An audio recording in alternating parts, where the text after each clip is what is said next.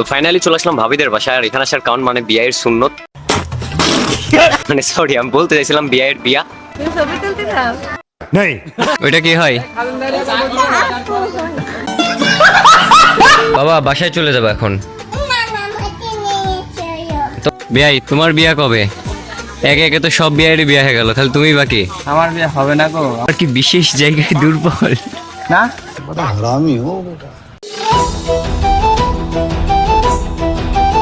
দিন দিন যত বড় হচ্ছে তত বিয়ের আশাটা হারাই যাচ্ছে। কারণ ছোটকালে আম্মু বলতো আগে বড় হ তারপরে তোকে বিয়ে দেবো। দেন এখন যখন বড় হয়েছি এখন যদি বিয়ের কথা বলি তাহলে আম্মু ঝাঁটা লিয়ে তারে। আর এদিকে সূর্যি মামা মাথার উপরে উঠে হেভি আকারে চাপ দিতেছিল, মনে হচ্ছিল যে আমি ডিম্পোজ হয়ে যাব। বাই দা ওয়ে আমি তো মেন কথাটা বলতে ভুলেই গেছি, আজকে হচ্ছে আমার বিয়ের বিয়া, যার কারণে সকাল থেকে ভাবি বারবার ফোন দিতেছিল। দেন এখন আমি রওনা দিব আর কি বিয়াইদের বাসায়, মানে ভাবিদের বাসায়। আর এদিকে পাইলট আমাকে বসায় দিয়ে কারবার সাথে গল্প গুজব করতেছিল, মানে বুঝলাম না বিষয়টা। তো ফাইনালি চলে আসলাম ভাবিদের বাসায়। আর এখানে আসার কারণ মানে বিয়ের সুন্নত, अच्छा মানে সরি আমি বলতে চাইছিলাম বিয়ের বিয়া, যার কারণে বিয়া খাইতে আসছি। আর মূলত আজকে মানে ঘরোয়া ভাবে অনুষ্ঠান হচ্ছে, তেমন জমজমাট না। দেন আমি সোজা চলে যাই ভাবিদের বাসায়। আর আমাকে দেখে সাদমান বাবা দৌড়ে চলে আসে। আর এত খুশি ছিল, ওর ফেসটা দেখলেই বুঝতে পারবেন যে আমাকে দেখে কতটা বেশি ও হ্যাপি হয়ে গেছিল। একটু ভিডিও বানানোর নেশায় আমি সাদমানের সাথে বেশ কয়েকদিন দেখা করতে যাই নাই, যার কারণে ও আমাকে অনেক মিস করতেছিল। আর একমাত্র আমাকেই ও সব থেকে বেশি ভালোবাসে, আমাকে দেখা মাত্র তো আদর করতেছিল, মানে কোথায় কি চুমা দিবে ও বুঝে পাচ্ছিল না। তারপরে সাদমান বাবার সাথে অনেক দুষ্টামি করতেছিলাম, আমি বারবার বলতেছিলাম যে আমি চলে যাবো, আমি থাকবো না। ও আমার হাতটা এমন ভাবে জড়াই ধরে রাখছিলাম, বারবার ছুটাইতেছিলাম, তারপর আবারও ধরছিল, মানে আমাকে এক মুহূর্ত কোথাও চোখের আড়াল করবে না, এমনকি বাহিরে হিসু দিতে পর্যন্ত যাইতে দিবে না, মানে এতটা আমার জন্য পাগল। বাবা বাসায় চলে যাবো এখন, তোমাকে আমি নিয়ে যাব না।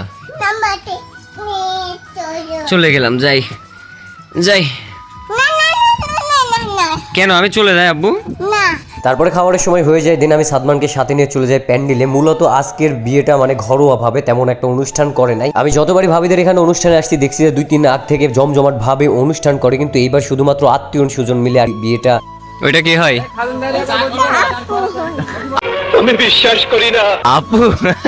কোন অ্যাঙ্গেলে আপু মনে হয়? এটা ওইটা ভাইয়া। হ্যাঁ ভাইয়া। বিয়াই তোমার বিয়া কবে? একে একে তো সব বিয়েরই বিয়া হয়ে গেল, তাহলে তুমি বাকি। আমার বিয়ে হবে না গো। আমার কেন? পানি দেয় খাওয়া কে বিয়াই? বিয়া হবি না কে? দেরি আছে। বিয়াই তোমার কি বিশেষ জায়গায় দুর্বল? समझ रहे हो आप समझ না? ঠিক আছে। তাহলে কেন হবে না? হ্যাঁ এদিকে খাওয়া দাওয়া শেষের দিকে, কিন্তু অন্যদিকে আমার সাদমান বাবা আমার পিছ ছেড়তেছে না, মানে এক ধাপ আমাকে এখান থেকে ওখানে যাইতে দিচ্ছে না। আমার তো প্রচুর খিদে লাগছে, আমাকে খাইতে দিবা না? তাহলে নামো, ওখানে বসাবে, খাওয়া দাওয়া করে নি।